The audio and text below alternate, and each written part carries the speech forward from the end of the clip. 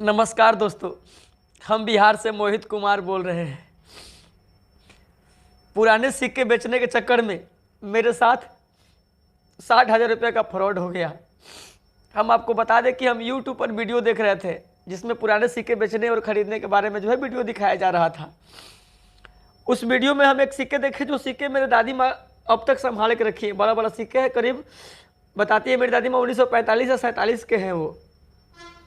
तो फिर हमने कमेंट बॉक्स में नंबर देखा और नंबर देखने के बाद भैया हम कॉल किए उसको।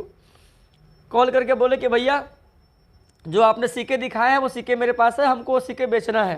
तो बोला कि आप काम कीजिए, हमें व्हाट्सएप कीजिए, अगर आपके पास हकीकत में वो सिक्के हैं तो हम आपको व्हाट्सएप इसी नंबर पर व्हाट्सएप कर दीजिए। फिर हम दादी माँ से बोले, दादी माँ तुरंत निकालिए सिक्के, और निकलवा कर हम उसके फ़ोटो खींच के हम उसके पास भेज दिए। तो उसके बाद 5 मिनट बाद उसका कॉल आता है मेरे पास और बोला कि अरे यार तुम्हारे पास इतनी कीमती सिक्के हैं। तो हम बोले कि जी मेरे पास सिक्के हैं। बोला कितने हैं तुम्हारे पास? मैं बोला 2 ही सिक्के हैं। फिर बोला इस सिक्के का तुमको 25 लाख रुपए मिल जाएंगे, तुम बहुत कीमती सिक्के हैं ये, इतने पुराने सिक्के तुम्हारे पास कहाँ से आए? बोले मेरी दादी माँ अब तक संभाल रखी है भैया। तो मैं बोला इसको हमको बेचना है। तो बोला कि देखो इसके तुमको हम 25 करोड़ रुपए देंगे इस सिक्के के।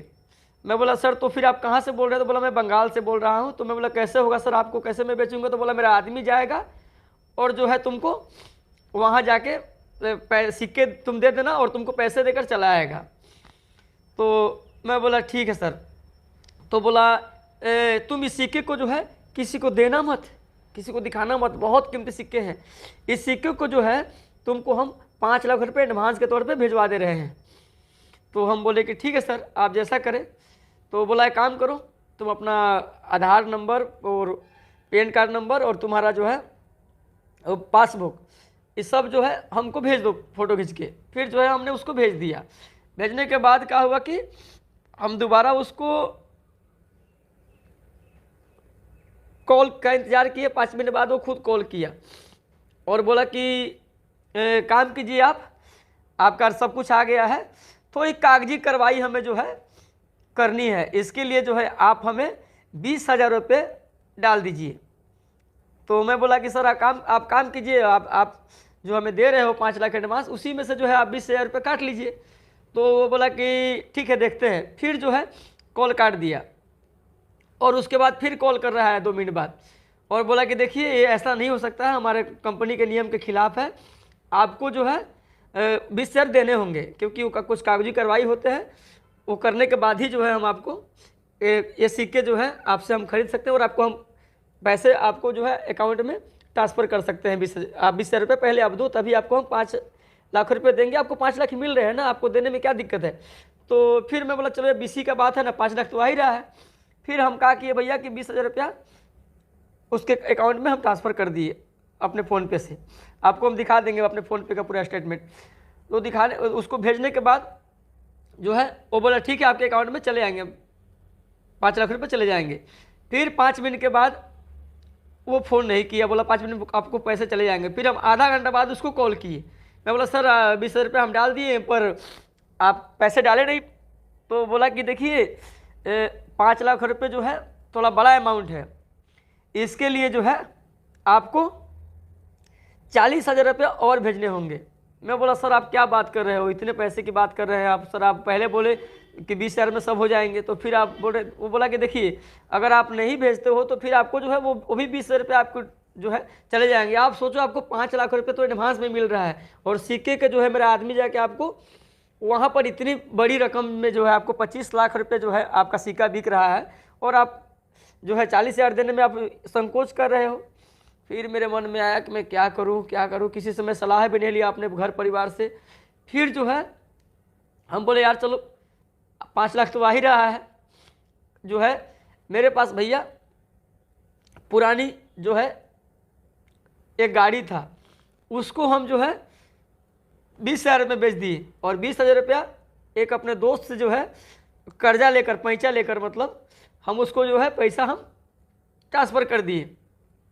और उसके बाद फिर आधा घंटा में जो है उसका कॉल आता है मेरे पास। इतना भेजने के बाद मैं बोला क्या हुआ सर, आपने बोला हम पैसा ट्रांसफ़र कर दिए और आपका पैसा जो है 5 लाख एडवांस आया नहीं।